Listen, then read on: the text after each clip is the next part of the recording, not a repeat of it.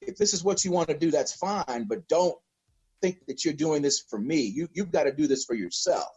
And if this is something that you don't want to do, then that's fine. So, but I've been exposed to both types of parents, and fortunately here in El Paso, the parents, a lot of the parents that I've talked to are pretty level-headed. They're not these, uber parents, or these, your typical, the parents that have to talk to the coach about how much playing time their kids are getting. Both of my sons played high school football. And were you that dad that hey coach, stick my boy in there, and were you that guy? Oh no, that's right. My son made it very clear. He said, "Dad, please do not talk to the coach about my playing time, because in practice he's going to take it out on me. He's doing, I'll be running gassers and laps." And so I said, Ryan, I'm not even going to talk to the coach about your playing time. When my son was playing high school basketball, I mean, his team won three district championships, and I never ever talked to the coach about his playing time. He earned his playing time in practice. Well, let me ask you this: were there those parents on any of the teams your kids played on, or your son played on, throughout the years?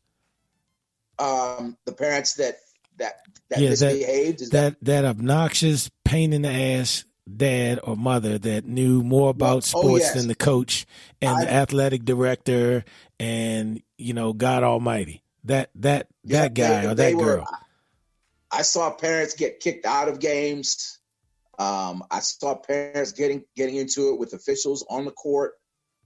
Parents getting into it with other parents, especially parents on the other side that are telling, take that scrub out. He's no good. Say, hey, you're talking to my son. And next thing you know, they're taking it outside. Sure. So I've seen the good, the bad, and the ugly. But yes, fortunately, in this community, there's more good than bad. Sure. Well, and I know that as a broadcaster, you get exposed to a whole lot of different scenarios, good and bad. And I just wonder, when you look nationwide and you look at, for example, the studies that are out that are talking about the concussion risk to young people and those types of things. What are your thoughts on that, Ryan? I mean, you've got a 16-year-old kid that he's a pretty good athlete. He can catch the ball real well. He's doing about a 4.2, 40 and all those types of things. But what are your thoughts on that? Particularly the risks that are now associated with contact sports. And again, we haven't talked about the other sports, but I know the NFL is no different from high school. You got bigger kids, lighter equipment. You've got bigger kids. They're faster. They're hitting people with a lot more velocity. And of course, I know that's the thing when, stick somebody, you know what I mean, knock somebody's helmet off, because that's the culture. But right. What about the risks that are associated with this stuff, Ryan? Well, we have seen in recent history that the risk is great. We've had former NFL players that have been dealing with CTE and post-concussion syndrome, and I guess parents are starting to think twice about signing their kids up for football. You see a lot more kids playing soccer in El Paso because our close proximity to Mexico. Sure. Soccer is very popular in this part of the country, probably more so than football, because that's what they grew up with. Real football is a very expensive sport.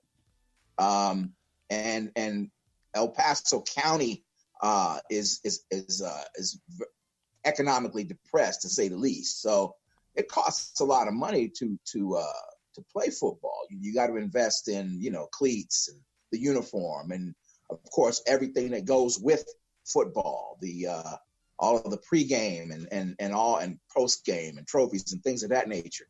But yeah, the concussion. Let me just put it to you this way: if I was a parent, I might think twice about putting my kid in football. Sure, because, I'm looking at a study from AAP News, and they're saying that out of the 9,000 just about 9,500 concussions that they analyzed, 64% were during competition, and 36% were during practice. I mean, that's a pretty interesting statistic that you had a pretty decent chance of getting your bell rung in practice, and let alone when you get to the game. And let me ask you this, Ryan, in terms of the high school scene with football, is there a concussion protocol? That's a good question. I'm not aware. I'm sure there is. Know that when my son got his bell rung, he was taken out of the game, and he didn't. I don't recall him getting back in the game. So I don't even know if he was diagnosed with concussion. But I'm sure now there are safeguards in place.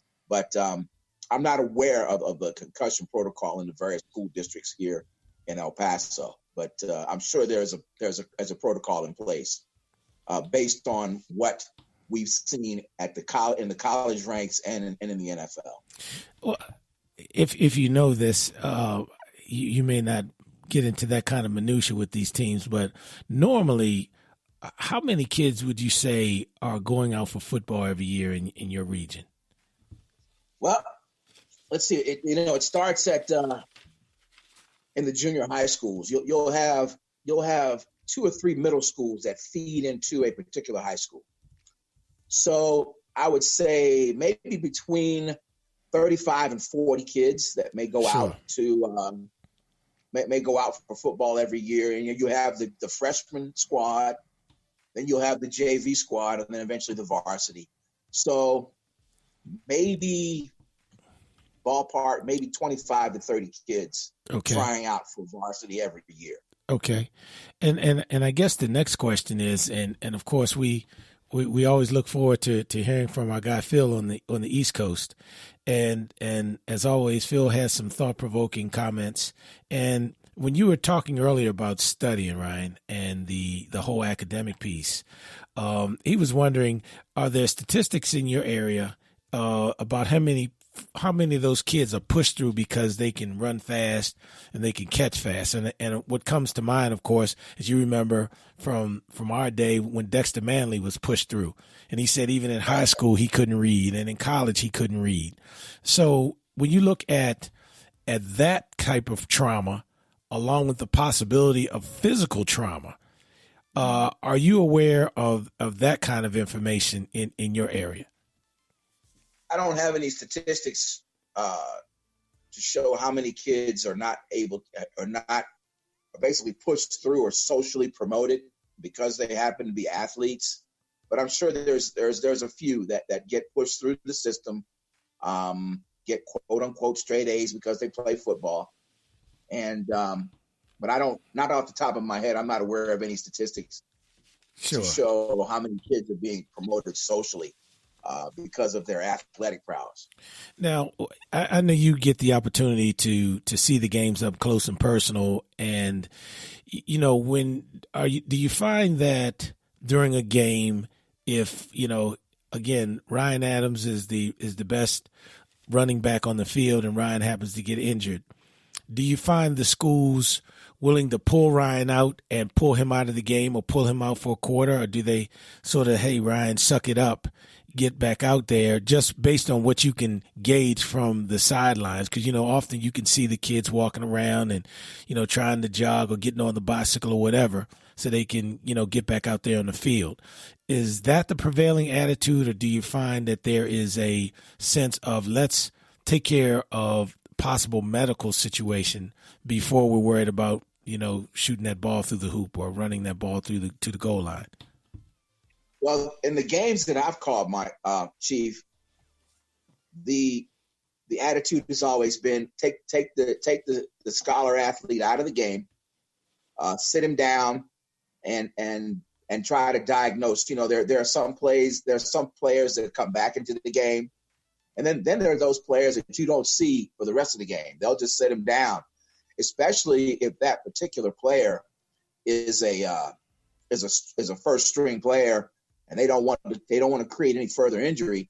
especially if you've got a big game coming up in a week or two, they may just sit him down, depending on the quality of the opponent.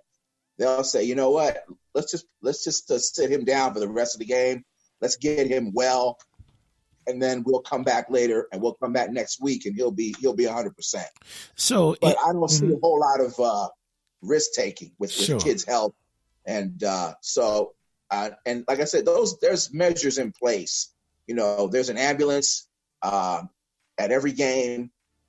There are trainers and other people on both sidelines to make sure the kids are getting taken care of in the unlikely event that they're seriously injured. And in your travels, do you often or do you at all ever get people coming up to you as a reporter, sort of in an anonymous fashion, saying, you know what, that program down at the Ryan Adams School is insane. I mean, I don't know what the hell they're doing down there, but they're killing those kids. Do you get those kind of reports occasionally? Not in the short time that I've been broadcasting. No one has ever approached me about any type of wrongdoing or unsavory activity in any of the schools here in El Paso. Mm-hmm. Not to say that it doesn't go on, but no one has brought that to my attention. So, Ryan, now that the NCAA it appears that they're clearing the way for athletes to profit off of their images and likenesses and those types of things. And we talked about that a couple of shows ago. How do you think that's going to impact this whole thing of pushing my gymnast through, or pushing my track star through, or pushing my football player, son or daughter, even harder, so that they can now get that deal in college if they don't, happen to go straight to the pros? Well, I think it's only going to make things worse academically, because as long as that financial incentive is hanging out there, they're going to want to get a piece of that. But what they don't realize is that not everyone is going to profit. Let's say, for example, you take a player like the quarterback for Oklahoma. His name escapes me right now. And you have like your superstars, your Heisman Trophy front runners.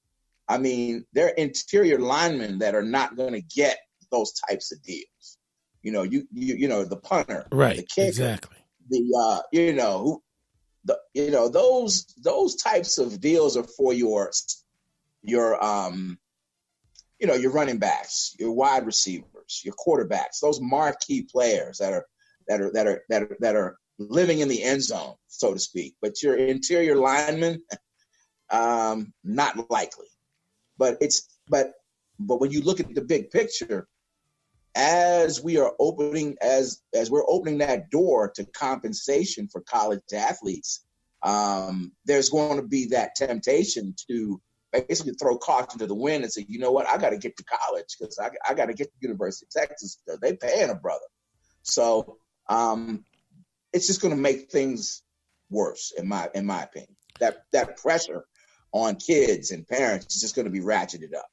And do you think they will continue to make the game safer? For example, when you're looking at the concussion protocols you see in the NFL, do you see those types of things happening down to the high school level? And I guess secondly, do you see the programs getting a facelift, if you will, so that it's almost a realistic situation, as opposed to that kid coming in thinking, hey, I'm going to be the next O.J. Simpson, or I'm going to be the next, whoever that quarterback is that they like. I'm going to be that's who I'm going to be. I'm going to be the next Ray Lewis. I'm going to be the next, Bart Starr. Because fortunately, what I've seen, is that the officials at the high school level are starting to mirror those at the collegiate and pro level. For example, helmet-to-helmet contact. They're starting to throw those flags a lot more frequently. Defenseless players getting hit across the middle. Again, those